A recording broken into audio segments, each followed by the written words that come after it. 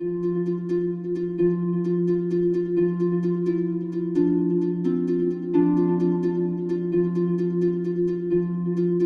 11, verse 25. I am the resurrection and the life.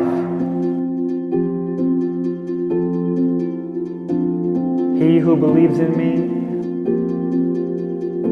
though he die, yet shall he live.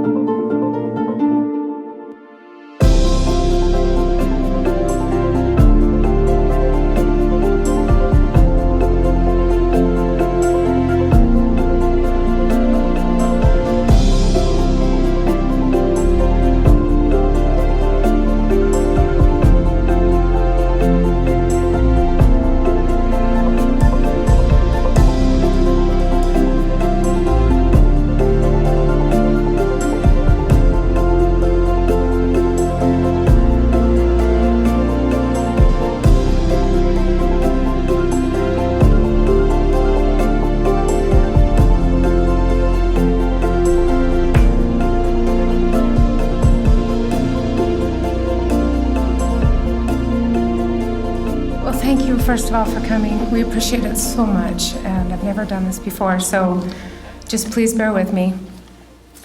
I do want to start with one quick story just to kind of lighten it a little bit. I forgot a basket for the cards. So I work here, I work at the restaurant downstairs, and so I went in the back and I'm like, oh, I forgot. Is there anything we can put cards in? And the sweet gal, we're looking, she goes, well, there's this suitcase, and she kind of pulled it out, and I go, because she's on her way to heaven? And I started laughing, and the look on this other girl's face was like, and I said, no, I assure you, I know Donna. She would have thought that was funny. So we didn't go with the suitcase, because she's already there.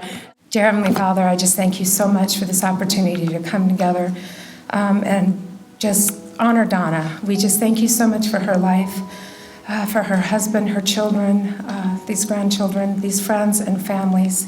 She was a special lady, and we are just grateful that she was in our lives. So please just put a covering over this time together, anoint this day.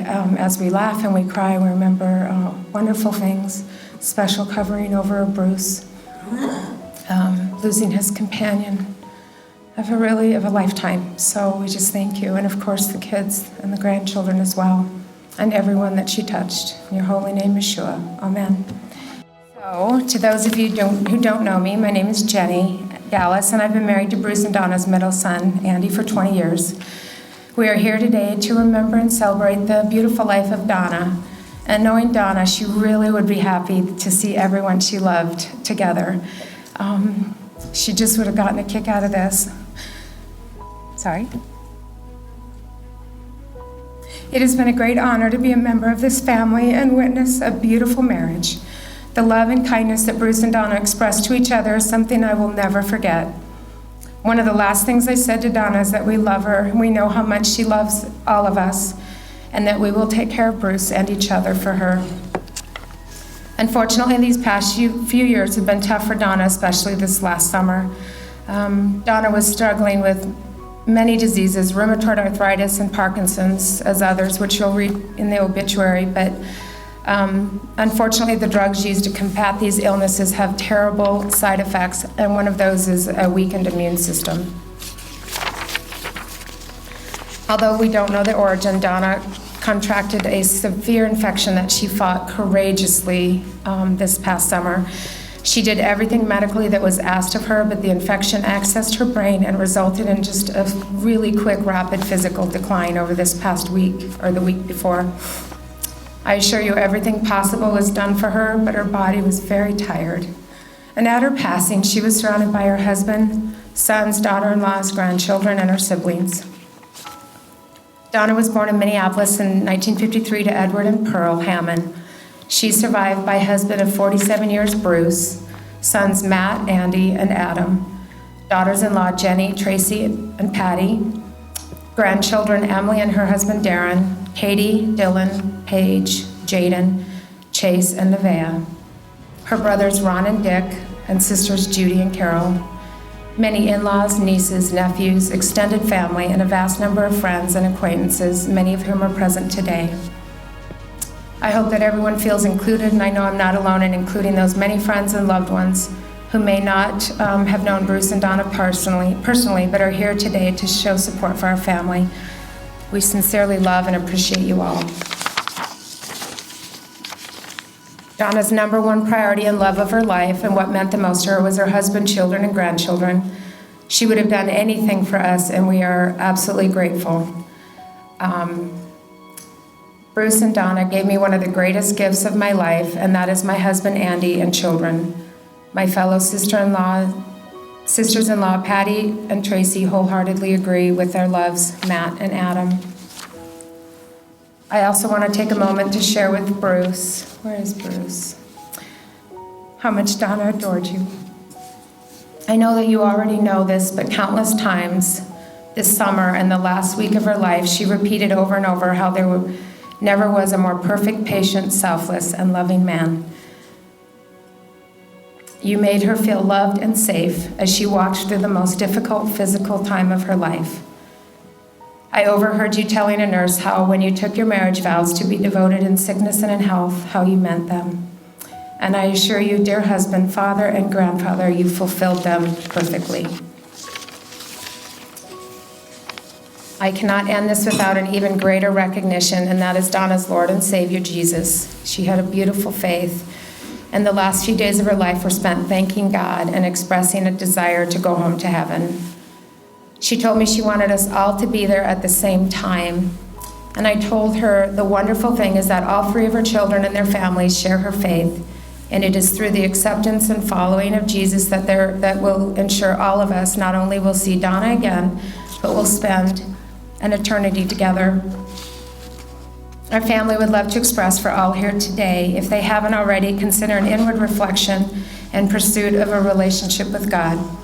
This only comes through the life, death, and resurrection of his one and only Son, Jesus. For if you sincerely ask, you will be answered. Seek and you shall find. Knock and the door will be opened to you. God is a perfect gentleman, and he will never force himself on you, but I assure you, every one of you, that your value to him is unfathomable, and his perfect desire is to know each and every one of us intimately.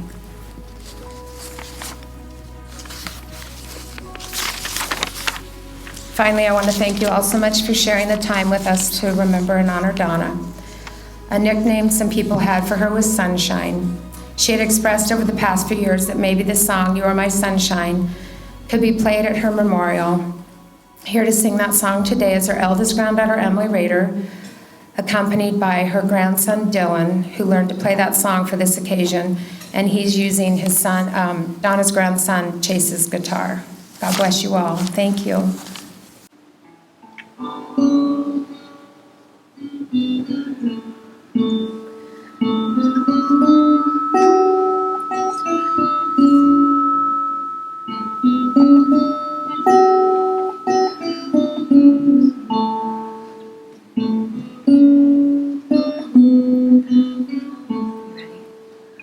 You are my sunshine, my only sunshine. You make me happy when skies are gray. You'll never know, dear, how much we love you. Please don't take my sunshine away. The other night, dear, as I lay sleeping, I dreamt I held you in my arms. Dear, I was mistaken, so I hung my head and cried. You are my sunshine, my only sunshine. You make me happy when skies are gray. You'll never know, dear, how much we loved you. Please don't take my sunshine away. Thank you all for helping.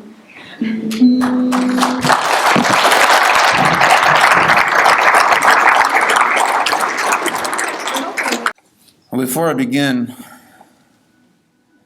as I was just sitting here a few minutes ago, I was thinking about just a random story and following in Jenny's footsteps, lighten the mood a little bit. Some of you know that I have a really great memory. My mom knew that especially, and she would say that, Adam, when did this happen at the resort, or when did that happen at the resort? And I would say, August 15th, 1992, whatever.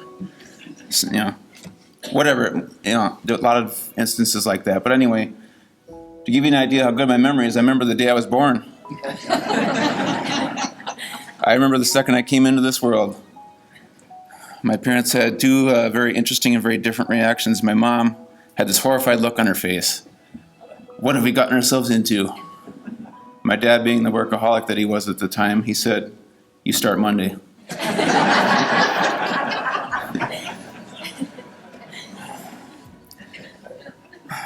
But I'm really encouraged to see everybody here. It's good to feel the love and support. I wanted to start out here with just a few questions. And first question here, show of hands. How many of you have ever prayed before? I guess I got to get closer. A lot more hands than I was expecting. That's actually a pretty cool sign. And for those of you who raise your hands, how many times have you prayed for God to give you something in particular, like a favor in a job interview or good weather for your family picnic or something like that? Me too. And I'm guessing you probably did it many times, more than just once, right? If you're anything like me, the answer would definitely be yes. But I'd like to start with that and go into another question. Did God give you everything you asked for every single time? If you're going to be honest like me, probably the answer would be no. And I can't help but reference, I know there are a lot of parents in here, Qualzix and Tracy, myself, a lot of other people, my brothers. Derek and Jenna, so many people here. Think about all the times where your kids would ask you for something. I'm sure it's been a lot. And I'm willing to bet that you probably had to say no to them on probably more than one occasion. I know in our house it's definitely that case with our daughter. In fact, I'm sure you've all heard of snowstorms. In our house there's no storms. Cloudy with a chance of no. We sit inside, we play eeny, meeny, miny, no.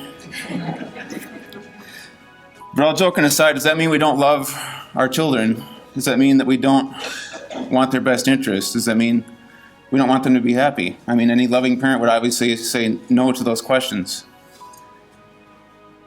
And to expand on that further, when God tells us no, that doesn't mean that He doesn't love us. It doesn't mean that He doesn't want us to be happy. And so that's why my message here, a very brief one, I promise, is that sometimes the answer is no. If we prayed to God and He just gave us anything we asked for, anytime we asked for it, frankly, I think it would really cheapen the need for us to trust Him and respect Him and have faith in Him. We wouldn't see much of a reason to really truly trust Him and to let go and let God, as the famous quote goes, if He just gave us anything we asked for. We're commanded to have faith like a child, so that when God says no, He has good reasons every single time. The Bible says that His ways are not our ways, and it also says that, and this is one of my favorite verses in times like this, that what He's doing now, He says, what I am doing now, you do not understand, but afterward you will understand. We don't understand why sometimes when we pray, for example, for healing for my mom, and God says no. And as hard as it can be, we need to understand that He's going to do things and He's going to allow things to happen where we just don't know why. We don't. I take comfort in knowing that sometimes the reasons aren't clear, but God is clear when He says that He will never leave us or forsake us. And to have faith like a child is to say, God, I trust You, even when the answer is no. It's saying, God, I trust You with all my heart. It's saying, God, I lean not unto my own understanding, but in all my ways I will acknowledge You, and I will let You direct my paths, even if I ask You for something, and You say no. Through all of this, I can't help but talk about my mother's spiritual journey. We grew up in a church, but it was more about religion than having a personal relationship with Jesus, and there is a difference. There's a big difference. I don't know the exact date she became a born-again Christian, but I know in recent years she talked to so many people, many of them in this room, about God and all of the things that He's done for her and all the ways He has helped her in her life. She said she was always planting seeds when she shared her faith with other people. And oftentimes, people would respond with some form of a response saying that they believe they're going to heaven simply because they're a good person. And my mom's response, and I think this is so great and so powerful, she said there are going to be a lot of good people who don't make it to heaven. And I'm sure some of you are probably, hopefully a lot of you are thinking right now, well, Donna was sure a good person, wasn't she? Yes, she was wonderful. She was the best through our imperfect eyes and our imperfect ears. That's not quite what I'm referring to here. What I'm referring to is what makes a person good. And it says in the Bible that we've all sinned and we've all fallen short of the glory of God. And the last time I checked, sin was not good. Because of that, none of us are truly good. My mom realized that later in life, that being a good person in and of itself doesn't get you into heaven. And a little side note, I've had conversations like this with grandparents in the past, and they've affirmed that they believe that too, and that's very comforting. And my mom did acknowledge, because of her imperfect nature, she, like all of us, does not deserve heaven, and we don't deserve the ability to have a personal relationship with Jesus. And we all deserve to have God tell us no when it comes to spending an eternity with Him. It's times like this where He should say no to us. I'm just thankful that He says yes, because Jesus paid the ultimate sacrifice on our behalf so that we can enter His presence if we are willing to follow Him. And I love my mom's way of putting it. She said that He gave us a get-out-of-jail-free card. It's cute, but I think it's really powerful. thing that she said. And to kind of wrap it up here, I said it would be short. I received an immense amount of love and sympathy from people, particularly on Facebook, because unfortunately that's how I keep in touch with most people. It's been very comforting and encouraging. And countless times on there, I've read comments from people referencing how they anticipate being reunited with my mom in heaven. And on the surface, I think that's just a really beautiful comment. But here again, there's more depth that I see that is really being overlooked. And what we need to realize and what we need to recognize is unless we become born again, unless we confess to God that we're sinners and we can't make it on our own without Him, and devote our lives and our hearts and our souls to Him, that there is no eternal life possible for us, and there will be no chance of a reunion with my mother. Eternal life and eternal hope are available anytime, day or night, for anyone. It doesn't discriminate. That offer was there the day we were born, and it doesn't expire until we take our last breath. But you see, there's no guarantee that we will know when we will take our last breath. And my family and I have had the really extraordinary blessing of having advanced knowledge that this was going to happen. And I realize that a lot of people don't get that. We knew that the end was very near. God could have taken her suddenly, without warning, as He has with other people. But again, His ways are not our ways. What He's doing we don't understand, but there will be one day where we will. None of us know when we will take our last breath, but we need to know that we're ready when that happens. The Bible says that God is not willing that any should perish, but that all would come to repentance. In the past week, my family and I have talked about one wish that my mom had before she went was for all of us to remember her. I know I will every day for as long as I live. I will remember her for so many things. Most importantly, she knew the Lord personally, and she had a heart for Him. She wanted to tell everyone she knew about Him because it was her desire to be in heaven with all of us.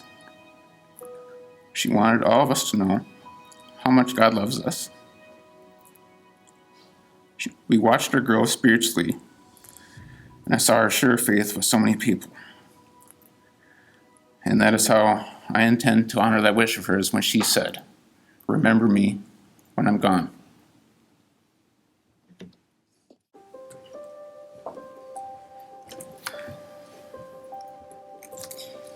Mom.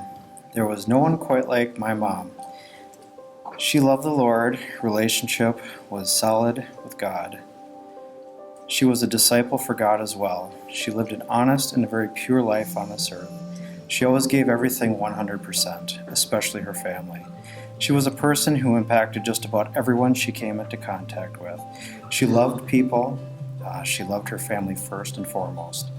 My mom was a loving mom who took time to try to teach us as best she could. I have endless memories with my mom, all the way back to young childhood. I have been reminiscing for the last week of somewhat of a timeline of my life and all of the many events with my mom. I remember things like going on camping trips when I was really young and how my mom would prepare for them and have special things she would do to make everything fun and special for me. I remember going on road trips across the country in our family station wagon for weeks at a time. We went to visit Judy, Dave, Gary, and Jim, and my Uncle Al in California. We went to the Grand Canyon, we went to Mexico City, and many more places. I remember my mom bringing us to drive-in theaters. She'd throw a twin mattress in the back of the station wagon for me. It was so fun. I remember going on my grandma and grandpa's houseboat, cruising the rivers on the weekends, and my mom was terrified of the water, but truly was the best time ever. I remember going to the state fair with my mom. The highlight for my mom and me was the little crane machines that they had all of the little gifts in. Let's talk about garage sales. Oh boy. Did she love garage sales, like a kid in a candy store for sure. Little did she know, the very last day that she would be in her own home, she and her dear friend Dan Kennard pick her up and bring her to the Lutheran Church of the Cross sale. My mom was very sick, but she loved it so much. Honestly, I'm so happy that she got to do one of the things that she loved most on her last day at home. I remember spending time with my mom and her absolutely amazing family at Grandma Hammond's house for the holidays. Christmas was the greatest for me personally, getting together with all of my mom's family. The cousins would all hang out upstairs in my mom's old room and be goofy. Then we would go down for the present opening, and what I remember was my mom was usually entertaining everyone, meaning people were laughing. My mom knew how to make people laugh. My mom had the same effect on our guests at Upper Collin Resort. There are a lot of guests there that's still with us after 36 years that come back, and the first thing they want to do is see Donna. I think that watching how some of the children react when they see her was what was most touching. They would walk into the door and melt into her arms with smiles as big as they could be. Clearly, for those that knew my mom, she was a very strong woman. I had a conversation this week with one of my mom's guests that stayed with us, and he said, "What I admired about your mom is that people always knew where they stood with everything. My mom was able to easily express herself."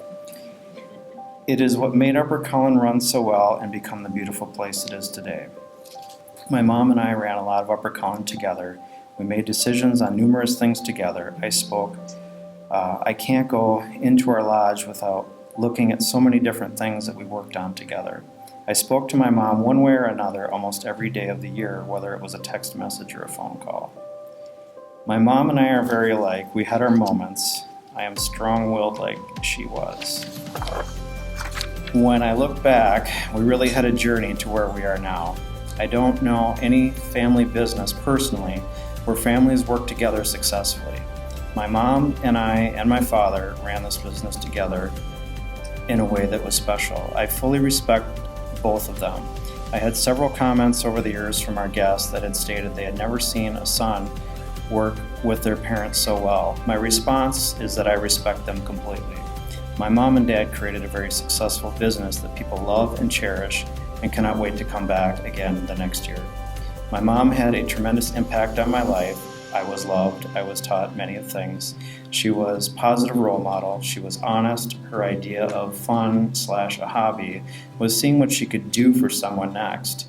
We will all miss the numerous phone calls from her, laughter and jokes, guidance and love. My mom loved Jesus, and she is now above us in heaven with absolutely no more pain. I love my mom. Usually they don't give me a microphone with places that I go because for various reasons, but I remember the station wagon too. Many car sicknesses in that thing. And then looking at the photos, I used to have a lot of hair. So did Dad. And that mustache, you gotta bring that thing back.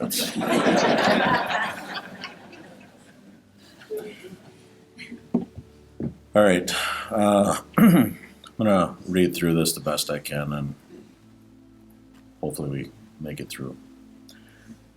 Thank you all for coming today to celebrate our mom. If she were here today, most of you who know her can imagine how she would feel seeing all the people show up who obviously meant something to her, family and friends, resort people throughout the years. How many years, Dad? How many years at the resort? 36 years, a lifetime. I think you said that you've lived on that resort longer than anywhere else. So a lot of memories have been made there. A couple memories. I'm not going to lie, I wrote this morning. This 5 days, 6 days has been a whirlwind. But I was just trying to gather my thoughts. So I sat there this morning drinking coffee, thinking, what if I were to sum up what the memories I have of Mom are? These are just a couple of them.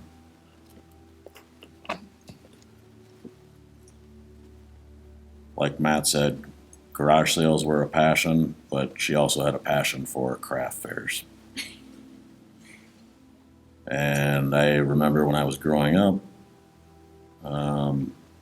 I was the one nominated to always go help her set up and tear down and all those kinds of things. And it wasn't necessarily done in a democratic way. It was get in the station wagon and let's go. Those were in the off seasons, and it seemed like she was purposely trying to ruin my adolescent ages by booking every weekend somewhere for some type of a craft fair. To say I hated it was a slight understatement. But looking back, I know that it was Mom's way of spending time with one of her sons doing something that she loved.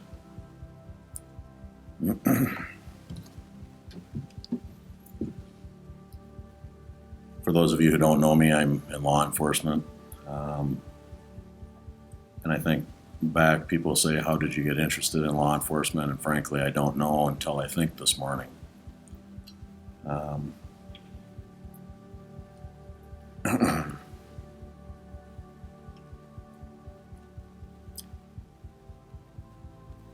Growing up, Mom always took an interest in law enforcement.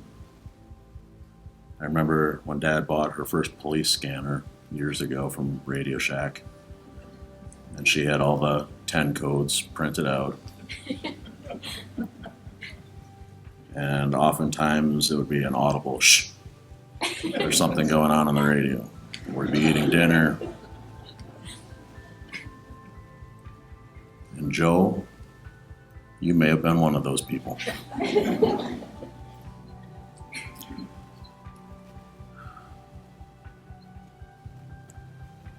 Perhaps this had something to do with my career choice, is kind of what I thought, because I also took an interest eventually in listening to that, what was going on. People are generally curious about that, so I think that little part of me is probably what nudged me into a career that I chose. As my 22-year career in law enforcement has progressed, I always knew that Mom was proud of my accomplishments. She made them very well known to me and to anybody that would listen. It did drive her crazy, though, that I rarely shared anything with her about current events, such as, where was that police car going? She always had that natural curiosity, and those of us who are in law enforcement, frankly, we don't care where that squad car is going when we're not working. But Mom did.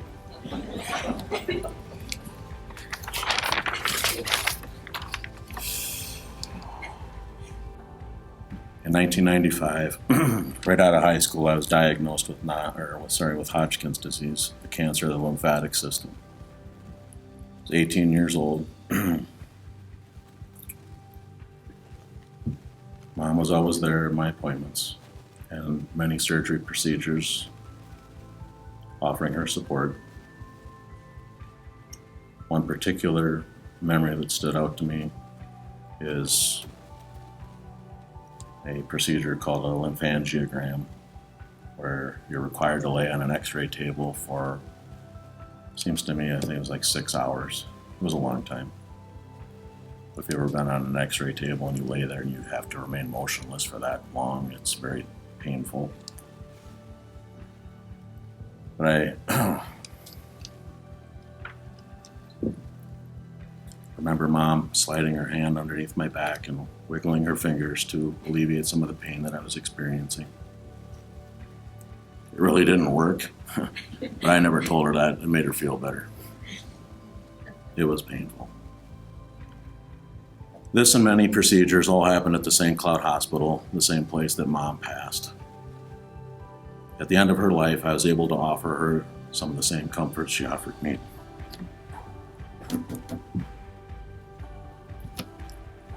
24 years ago.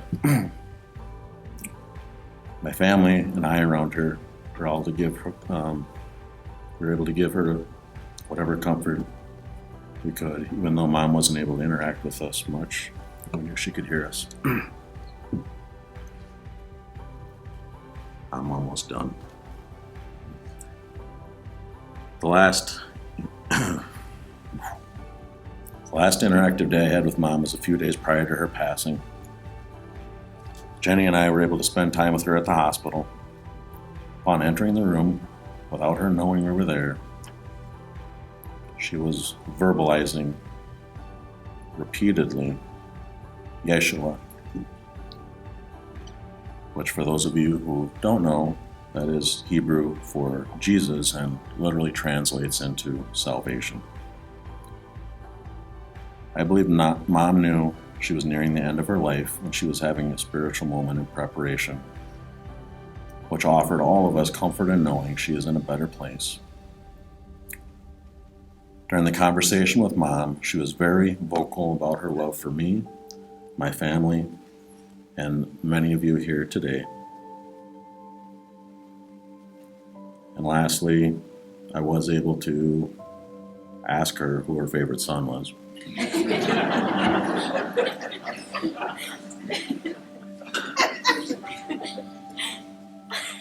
That'll just have to be a mystery for Matt. But it was a good choice, Mom. Thank you.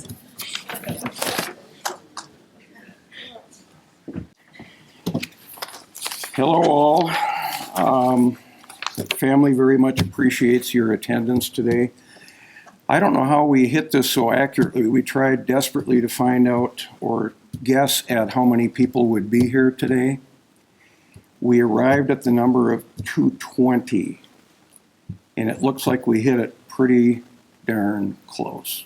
Thanks to my 3 daughters-in-law, Jenny, Patty, and Tracy. They've been very instrumental in putting this get-together together.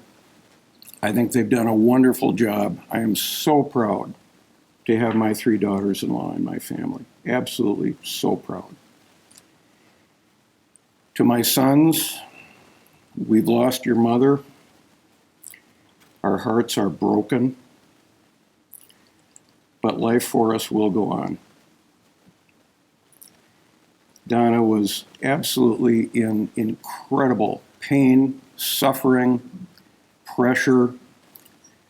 She was miserable at the end. And I look at it as God's blessing that He made her pathway from this life to the next so very calm, peaceful, and comfortable for her. So thank you all for being here and supporting our family in this, our time of need. Can you all hear me okay? Okay. My wife Donna and I were married for 47 years. We met during a street drag race on Lake Street in Minneapolis. Very romantic way to meet. Donna was hiding the fact that she was in a borrowed 1970 Chevy Camaro muscle car. And that resulted in a conversation between us because, as you know, I'm a car freak. I won that race, by the way. And I also won Donna's heart. And I definitely married up when I think of the family that she came from. Really, really good people. And I thank her mom and dad every day for giving me Donna back in 1972. Her pastor, Palmquist, married us in her church on tax day, April 15th, 1972.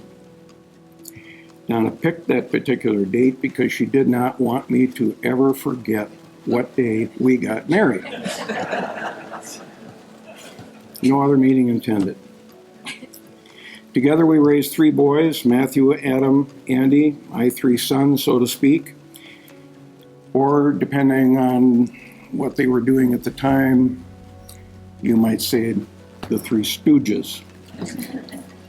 The same boys have since given us 7 beautiful, wonderful, loving grandchildren. Donna loved her grandchildren more than anything in this world. She wanted more than anything to see her grandchildren grow up, graduate from school, perhaps graduate from college or trade school, get married, and have kids of their own. That was her goal. Unfortunately, she didn't make it. But I think she's looking down, and she will be there when each of our grandchildren do get married, do graduate from school, and their life accomplishments after that. Despite the ups and downs found in most marriages, we had a great life together. Donna wanted to work part-time and did so during the early years of our marriage. We bought our first house in southeast Minneapolis in 1974. Then we moved to the house we built in Burnsville in 1977, and then again to a wonderful home in Lakeville in, I believe it was 1980 or 81. In 1983, the economy climate changed. We discussed selling everything and finding a small home to buy in the Brainerd Lakes area and just notch down a bit, simplify our lifestyle. This was not a great idea. When you consider in 1984, you could barely give a house away. The economy was terrible. Ditto with the business I owned then, but by then we were hooked on the idea and we followed through on it. Out of the blue, one day Donna comes to me and says, I think we should buy a resort. Well, she thought a resort would pay for itself. So we began our search here in the Brainerd-Nisswa area. Donna decided eventually that Upper Cullen was the best for her, was also the most expensive. And the only reason that she thought of that resort being the one she wanted was it had a duck pond. She was sold, as was the resort, to us back in 1983 when we and our kids operated it. Since then, for 36 years, we had very few of the worst times there. And we did have some bad times when we started out. But we also had many of the best times imaginable. What a great place to raise 3 boys. I wouldn't trade those 36 years for anything. We worked very hard. We've grown our business substantially over those 36 years with the help of our sons and our daughters-in-law and many other dedicated friends and helpers, some of whom I've greeted in the room today, some who have actually lived there and helped us operate the resort over the years. In the spring of 2001, we purchased our condo in Florida, spent about 2 weeks there the next year. The year after that, we stayed 3 weeks. The year after that, about a month, and it was 2 months, and then eventually staying there for most of the winter as Donna was not comfortable with winter weather in Minnesota. She made a lot of friends there, a lot of friends. Everybody who met her loved her. Meanwhile, I laid in the sun.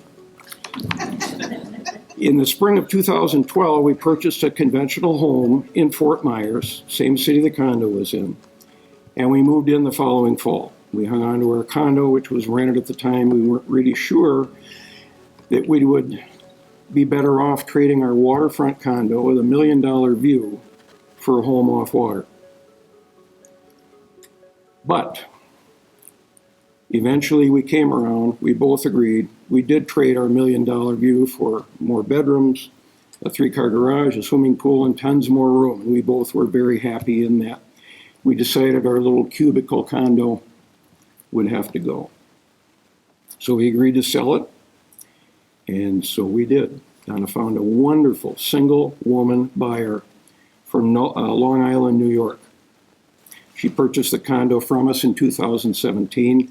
She'd recently retired, worked for the Weather Channel and ESPN, and wanted to live in South Florida. Donna and Lisa became very, very good friends. Uncle Sam and the Minnesota Department of Revenue, both, because of the sale of our condo in 2017, made out actually probably better than we did. That was about the time that Donna's health began to significantly deteriorate. She was losing the ability to get up from a sitting position, could not stand up for very long. Her suffering began with Parkinson's disease, rheumatoid arthritis, lymphedema, and seizure disorder. And if that wasn't enough, later pulmonary hypertension, AFib, congestive heart failure, and endocarditis arrived. In the spring of 2019, the worst of all of this began to affect her. She spent 5 weeks in the hospital in Florida in rehab. That delayed our trip back to Minnesota by a month. She was very sad to have missed our opening party for our seasonal campers. Our guests at the resort meant the world to her. Donna made numerous trips by ambulance to the hospital here And the last one, she was transported from the Brainerd Hospital by ambulance to St. Cloud. That was in June, another 5.5-week stay in the progressive care unit, which is another way of saying the intensive care unit. She was discharged, went home in late September, lasted about 2 weeks, albeit in a weakened condition. Her one goal this fall that she told me over and over and over again while she was out for that short 2-week period was to be able to attend our seasonal camper closing brunch, which we held in the resort every September when we closed it up. Donna was there to the delight of everyone who attended. A lot of you are here tonight. You remember that. She was a good talker, showed off that talent that morning. But being there for those several hours weakened her significantly. Her physical condition deteriorated. And when she went home, she slept for much of the remainder of that day. She was exhausted. On September 27th, Donna reported to me that she was in a lot of pain. She had been in pain for several days, but it got to the point where she knew she'd have to do something about it or there would be trouble ahead. Her right leg was severely swollen, and she was very ill. I drove her back to St. Cloud to the hospital for an evaluation. Almost immediately, she was placed in the progressive care unit for another infusion of antibiotics and pain medicine to fight the sepsis that she had had for months. She remained alert and aware of what was happening for about 3 days, but at that time drifted into a coma after developing a major brain infection called meningitis. Her highly regarded infectious disease specialist and other medical professionals couldn't make any sense out of her condition, given the antibiotic drug she had been on for 12 weeks, and diagnosed her then with pneumonia and kidney failure, and on top of that, significant heart issues. Her blood pressure was 52/32. Her heart rate consistently reached up to 140. Donna knew in her heart, she expressed that to me in ways that only she and I understand, that she was not long for this earth. She declared to some of our sons that she wanted to go to heaven. She also gave some of us her dying wish instructions near life's end. Doctor told us there was a 0% chance that she would be the same Donna that we have known if she did wake up from that coma caused by meningitis, and could very well be in a permanent vegetative state. We lost her on October 9th in a very peaceful, pain-free, and comfortable transition. She was in Jenny's arms when she passed on. My heart is broken. My family's heart is broken.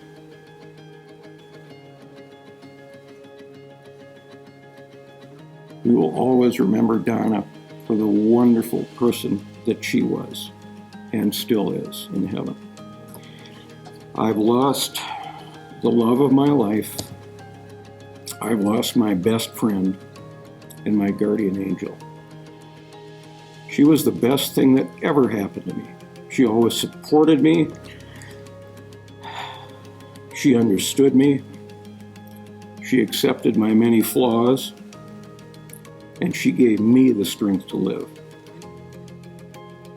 Together, Donna and I created a wonderful family. She was a beacon of hope and wisdom for me, for our sons, for our wonderful daughters-in-law, and our beloved grandchildren. She was a great listener, had many personal discussions with some of our guests at the resort, and I see quite a few faces here that were involved in those discussions. Donna was slow to condemn, but very quick to support or compliment others. She even taught many of us several ways to save money. Sometimes I think that was her goal in life, was saving money, because she was a coupon clipper, and boy, if there was a sale, she was right there when it started. She had a smile that said volumes. When Donna smiled that smile at you, and it wasn't just a toothy grin, but it was that smile that just reverberates back and forth. You knew it. it said volumes. Her friends gave her the name Sunshine, and she loved it. Absolutely loved that name. Donna's wish was to be cremated. That occurred on October 12th. The family will be dispersing her ashes at a later time.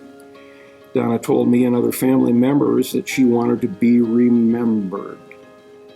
She wanted to be remembered.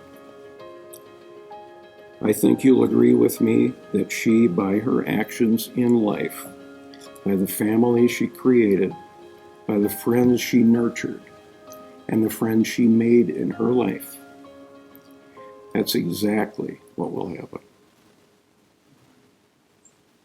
Thank you very much.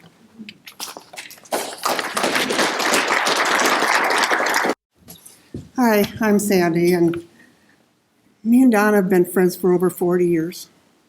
Everybody asks, how did you meet?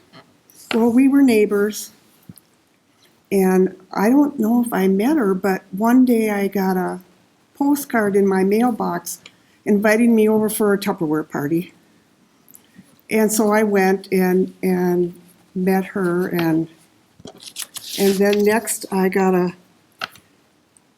invite for a China party, and then it was a Halloween party, and then it was a Christmas party. She loved to have parties. And what I love about Donna is that we were friends, but she would always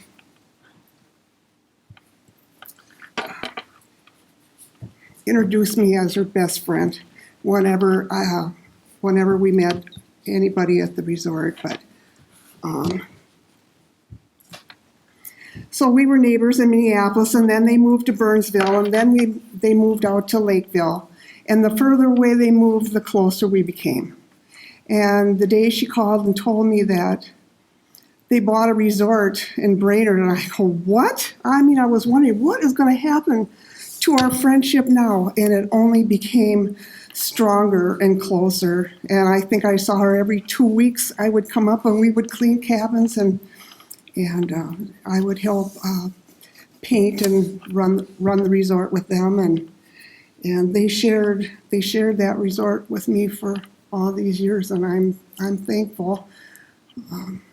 Her family is my family, and I just got to tell one cute story about the day they moved into the resort. We had a caravan of people in our vehicles moving.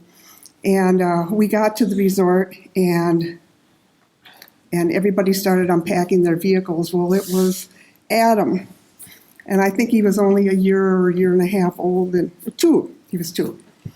And he was scared to death, didn't know where he was, what was going on, where are all his things. And he was crying and having a fit while I went and grabbed him. And How the times have changed. I grabbed him and helped him with the transition, and I would say, oh, there goes your couch, oh, there's your bed, oh, here's all your toys, and I kept him occupied, and I got out of moving. Thanks. Oh, we had so many fun times, and I will miss my sweet friend forever.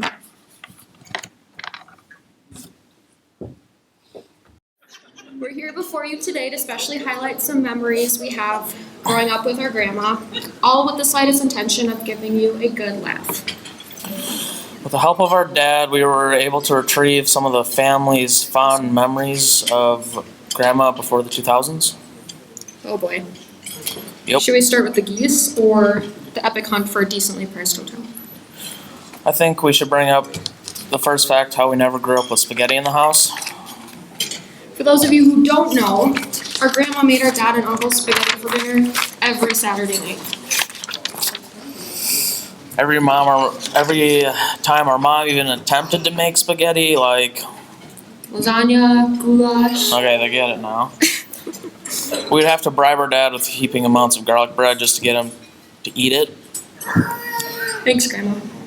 So what's up with the story about the geese? This is a good one. As some of you know, our grandparents used to have a good share of animals around the resort. Some of you may not know is that I guess the geese supposedly despised our grandma. I guess she would walk around everywhere on edge with a rake. I bet that was good for business, huh, Grandpa? Your turn. My personal favorite story is the one where our dearest frugal grandma would lug Grandpa and the three brothers around Florida to find the best priced hotel. I feel like at that point, the gas money evens the playing field of hotel stays. I suppose it's a good thing we have phones these days now. How about we bring this forward to our personal memories with Grandma? One of my absolute favorite times growing up was sleeping over at Grandma and Grandpa's house. Oh yeah, I remember when Grandpa would get us up from bed and we'd go wake Grandma up with pots and pans. That was the best. It was clear to see that she raised 3 boys. I saw that the most when we would take baths at their house. She didn't know what to do with my long curly hair, so she would have a designated Katie shower cap in the bathroom cupboard to avoid dealing with it. I always wondered why you had that plastic bag on your head. Oh boy. Anyway, I always did love it when we'd sit around for hours and beg Grandma to play just one more round of Trouble with Us. Oh yeah, we always locked her in real good. Or the time she would give you and I a pet minnow, and we would carry around a dead minnow in a styrofoam cup around the resort. The good old days. I love the years I spent FaceTiming for kids at the resort. You always made such good tips. Not that good of tips. One time, a guy tipped me $20. What do you mean not good tips? It's $20. Yeah, well, Grandma took the bill and chased him out the door with it because she thought it was too much to tip for face painting. I mean, it was, but she insisted that I kept the 20. That will forever be my favorite funny story I have of Grandma, besides her getting a Facebook and calling me every other day asking me how to use it. There's so many funny ones yet, so many amazing memories in general. Camping in the living room, helping her shop for groceries, eating kid cuisines on the couch, golf cart rides, and so many more. I'm really going to miss making these kinds of memories, but I am so grateful that we can hold on to the ones that we've made thus far. The funny and the memorable. With all this talk about Grandma, we have to start bringing up good old stories about Grandpa. We'll have to save that for another day. These people want to eat. Thank you, guys. To the Gallas family, I want you to know that it's been a joy to be your neighbor, and today to especially celebrate the life of Donna. She would have been thrilled. So we will be best neighbors as you continue your journey without her. And today we give God thanks for her memory. God bless you all, and stop in whenever you get a chance. Ron and Kathy. Okay, so we all know how careful with money Donna was, and she could make a dollar go a long way. Back when Pete lived at the resort the first time, I would go shopping with her only if it was bargain day with a coupon. The second time we moved into the resort was when we were coming back from Alaska, and we were actually going to get married this time, and Donna was excited about that. So before cell phones and good communication, we called her when we were leaving Alaska, and by the time we got back to Minnesota 5 days later, she had gone to Our Savior Church, and we had told her we had a very small budget for a wedding. It would be small. She had gone and talked Dwayne into $50 for the pastor fee. $50 she contacted the organist and got that for $50. She went into the Nisswa Community Center, which was just being finished at that time, and talked them into having us be the first wedding reception there if we paid just the cleaning fee the next day. By the time we got back, she had a list going, and we got all of the crock pots and out of the cabins and at the community center. And kind of trumped our mom. She just took over, and I think our whole wedding was $1,500 back in 1991. Thanks to Donna. Yeah. So great memories, and we learned a lot, and I still use some of those frugal methods to this day. Yeah, we're gonna miss you. Yep. Right, I'm Pat Gallas. I'm Bruce's sister, not a sister-in-law. Donna and I spent a lot of time watching TV. And I know now, Donna, you are still beating me at Wheel of Fortune. We're still tied on Jeopardy. You're going to know the ending of The Bachelor before anybody else. And and now you are dancing with the stars. And I love you and miss you. Hi, I'm Linda, and I've been friends with Bruce and Donna for quite a few years now, and my daughter Tracy is married to their son Adam. So we've gotten together over time and had Christmas get-togethers and played games and lots of laughing. Donna and I both have a sense of humor where we laugh over stupid things, say stupid things. And we played a game catchphrase one time and they had to guess the word we were saying, and we laughed and laughed so hard. And I just love them so much. They're like family to us. And when we went to Florida at their place, she was so nice to us and we had a great time. And lots of memories, and we will miss her extremely. So I'm so thankful she knew the Lord and that she's in a better place. She is in heaven with her Savior. And I'm very thankful that I knew Donna. Yes, we just want to say what a great time it's been up at the resort. I was there 24 years and just have so many good memories and so many good memories of Donna, you know, greeting us at the desk and helping us out when it was needed, and she was always there for me. And then I met Dan, and Dan's been in my life 13 years, and Yeah, what I'm really going to miss about Donna is, you know, going up and down our little road there and going by the trailer and in her little golf cart, and, you know, either waving or stopping to chat for a while and sharing a smile and just having some conversations and just missing her going back and forth and going by. So yeah, we'll miss that. We'll miss her. So. we will miss her, miss her smiling face and the time that we had. I chose the and we just, it's okay, and we just go out to the family and just tell them how sorry we are about the loss that they are going through with their mom and grandma and her husband, and we just give them all our blessings. Amen. Amen. Okay. Go ahead. So I'd just like to say how much we appreciate Donna's help in welcoming us to the Upper Cullen Resort and helping us obtain our first lake lot that we could put a trailer on, and also after a few years after we had been there for 10 years for helping us get our trailer, and she's been so helpful throughout all those processes and always there to help us. Yeah, and then recently being able to get our new trailer a couple years ago, summers ago, and then the following year she was so excited she came up in her little golf cart and she says, what's your most best wish that you could have of anything? And I says, well gee, I don't know. And she says, would you like the trailer right next to you to be open so your son could buy it? And I says, are you kidding me? And so she made that happen, that we were able to, we had the trailer and our son and daughter-in-law bought the trailer right next to us. So now we are another generation, fourth generation of growing up in this campground that we love so dearly. And we thank you so much for making us so welcome. I'm going to miss you, Donna.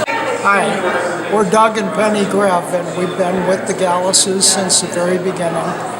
Our boys grew up mostly with Adam, and we've got a lot of fond memories of staying in the cabins and then ultimately about maybe 6 or 7 years ago becoming a seasonal. One time I remember we were staying in the Stone, which has been torn down and replaced with a brand new building. It's now named something else. But Penny and I wanted to go on a date, and Donna recommended a babysitter just up the road a bit. She was about 20 years old, or 19 or 18 years old. And Donna assured us that Adam and our Matt and Jamie, Donna always called him Jamie, that they'd be fine, and Donna would make sure that she kept an eye on them. Well, they went into the Stone and somehow tricked the babysitter, the three of them, into leaving the Stone to get something. and they locked the door on her. So when we got back from our date, how did it go? We asked Donna, and she said, well, fine, except the boys locked the babysitter out. I think she had to go. She had to go rescue the babysitter with her own key. So we thought that maybe there had been a little bit of, I just asked Adam if he maybe would have been a part instigator of that whole thing, and he said, maybe. But Donna they got into a lot of mischief. I remember when, were you done? Yeah. By the way, I remember when I found out after the fact that Adam and Matt and our youngest son James, because Adam was right in between the two in age, I think, and I found out that they had been, number one, jumping off a barn roof that afternoon, and this is for fun. And the other thing they had been doing, I suppose you're going to wonder where we were all this time, but anyway, the other thing that they had been doing is their favorite thing, which was going after any hornet's nests they found. And they would just take it upon themselves. I don't know how they did that. I don't even want to think about it. I guess I won't tell you, because I don't really know, but they really were excited about taking down hornets' nests themselves by hand with I don't know what. But yeah, I mean, Donna, they got in more trouble. They did, and Donna was kind of, I mean, I suppose a substitute parent there, watching over those boys of ours. So we always appreciate her and her kids and her sense of humor and patience. Whatever happened, whatever. They came back once, and my eldest son had been playing with Adam and had bite marks on his finger. I said, "What is that about?" Well, a garter snake had bitten him. I said, "Since when has a garter snake ever bitten anybody? What were you guys doing?" But the resort was just a wonderful place with Bruce and Donna. Donna and Bruce. Yeah, and Bruce. We got to throw Bruce in there too. Yeah, they were great. That's all we got. Okay, well, we just like to say how much we appreciated you, Donna, for all the years when all the Rileys and Wileys and the Hecks were there. You were always there, and we really appreciated every year that we spent there. And Donna, thanks for all the good talks. I'd step in the store, and a half hour later I'd walk off after we had a nice conversation. So thank you for those good memories as well. Hi Donna, this is Con. Sorry that you passed away, but I do remember all the good memories in that, and we'll miss you at Upper Cullen, but you're still in my memory for forever. Thank you. Barbara and Alex, yes. We are actually kind of new to the Gallas family here. We just met Donna last spring. Have had known her a short time, but she's had a wonderful, big impact on both of us. I spent a couple of hours with her. We spent a couple of hours with her in Bruce a couple of weeks ago, and got to know her a lot better. And today was so wonderful to be able to find out more about her and the family, and it was a blessing. And I'm so sorry we didn't get to know her even better. So. I met her when she was down in Florida, and I was driving the van back for them, and I walked in, and it was like she knew me all her life, and I felt very, very comfortable with her. She was an extremely wonderful person. Warm and welcoming. Warm and welcoming, and just the next morning when we were ready to leave, people asked her who I was, and she said, "Oh, I just met him last night, but I know him for the rest of, like I've known him for the rest of my life." So thank you very much. Thank you. It's a beautiful day. Donna, you will be missed. You were a good friend. Loved your smile, your cheerfulness. You were always there for all of us. That campground wouldn't be the same without you. I love you. Bye. Hi, Donna. You know, I will never forget the time that you came with your golf cart and you had a blanket wrapped around you, and you said you wish you could have had your electric blanket because it was so cold. So you went back to the resort and got an extension cord and was dragging it behind your golf cart. So we all thought that you had an electric blanket. You will surely be missed. We love you. Goodbye. Favorite Donna memory is working at the resort at Upper Cullen. One year we found a $20, $40 tip in the cabin for the cleaners. And we tell Donna about it, and all of a sudden she's like, well, where's my cut? And we're just like, Donna, you weren't cleaning, we were. And she's like, well, without me, you guys wouldn't have jobs cleaning here. But in all honesty, Gallas family, from all of us Searles, we give you guys our deepest condolences, and Donna is a very special lady who we'll think about forever. Hi, Donna. Your family did you proud today. We love you. Donna, we are blessed. We enjoyed all our years up there at Upper Cullen. So very nice that you included us like your own family. We appreciate it, and I don't know that we deserved it, but truly we loved you very much. Hi guys, just meeting here on this kind of a sad occasion, but yet it'll still be a good time in the future. We'll enjoy all the years to come because we love going up to the resort. And Donna will always be with us no matter what. So.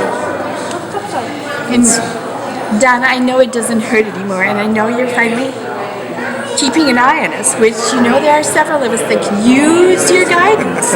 I mean, you've taught me a lot of things over the years, and I just, one of the funny stories that I don't know if you even know how it was good for us.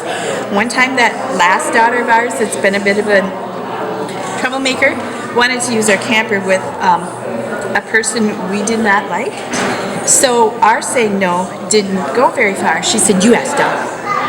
And so we did. We came and asked you what the rules were.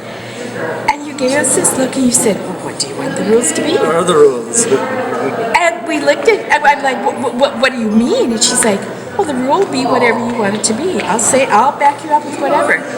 So the rule was she could bring that person up into the camper by herself without us.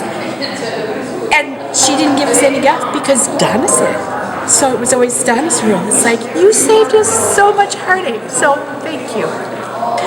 But then, when Melissa was so ill and you kept so close track of us, I knew you were always there. And then when she passed, you took us in. You'll never know how much that meant to us. And that morning, you said, do you want to go garage sailing? That was the best thing anybody could have ever done for me.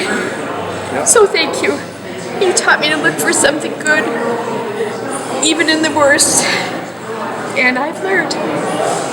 So thank you. I will always remember, and I'll share your wisdom. Always remember you. Okay. Forever. So try and save a place for us too. Okay. Love ya. Love you, Dad. Bye. Love all you guys. Bye. Well, Bruce, the times have been so great up there, it's unbelievable. Over the years, Ann and I, kids, grandkids, everything, so super. You've always treated us like family. You are family to us. The special times are always up there. 7 months when you close to get there and that, it's just, the time just flies by. It's hard to believe it's been about 25 years that we've been coming and going from there. And the times are just so special. Again, you guys are family to us, and you always will be. Especially Donna. We miss you guys now, so love you all. See you soon. Hi, Donna. Just wanted to say goodbye to you. We're going to miss you so much at the campground, but I know you're in a much better place now. We'll watch over your family too. Thank you, Donna, for all the fun times. Bye. Hi, we're skipping Shar Zealand, lot 17. This spring we had we decided to change trailers. We went to a park model. Donna was nervous, we were nervous, so it was kind of a bad June, kind of bad. And we got this trailer moved in, and one night we're sitting there watching TV, and I hear this noise outside, and I'm like, what is this noise? And I finally turn around and look out the window, and here's Donna on her electric wheelchair stuck in our rocks in our parking space. And I'm like, oh, God, there's Donna. So I get up and go out. In the meantime, she'd gotten out, drove around to the street part, looked at us and said, I approve. And I said, well, you want to come in? No, I approve. And took off for home. So that was just one of our many highlights of working and knowing Donna. Say that we've enjoyed our 6 years at Upper Cullen, and I thank you, Donna, because you are the one that kept us coming back until we've developed our own comfort. We will miss you.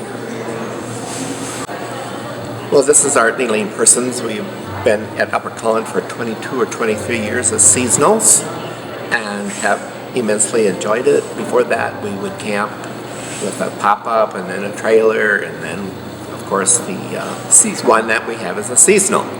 And just always wanted to keep coming back because of the Gallas family and spending time and having those chats about things that were important. And the thing that I guess was most comforting and enjoyable for me was just over the years to see how spiritual growth has occurred in that family.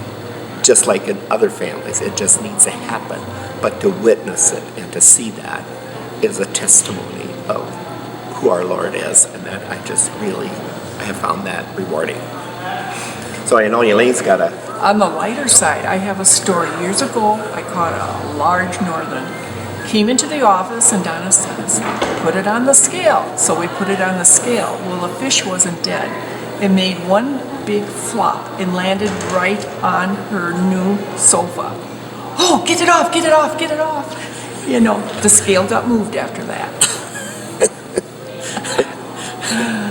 So those are the stories and kinds of some of the things that we remember of Upper Cullen. And she's always good to our kids when they came, our grandkids. She treated them sometimes as if they were kind of their own. She just took ownership in people and their lives, and that's rarely seen today. So with that, yeah, you will say goodbye. All right. A funny memory of Donna is when this guy came to the resort and his zipper was down, and Donna, you know, everybody else wouldn't say anything, but Donna said, your fly's down. And so I just think that was a hilarious memory. Also, one Thanksgiving, I was making gravy, and Donna was showing me how to do the gravy with cornstarch. And so we did cornstarch and water, and I kept on mixing it. And I was like, Donna, this is not thickening up. What do I do? Just put a little bit more in. And then it still wasn't thickening.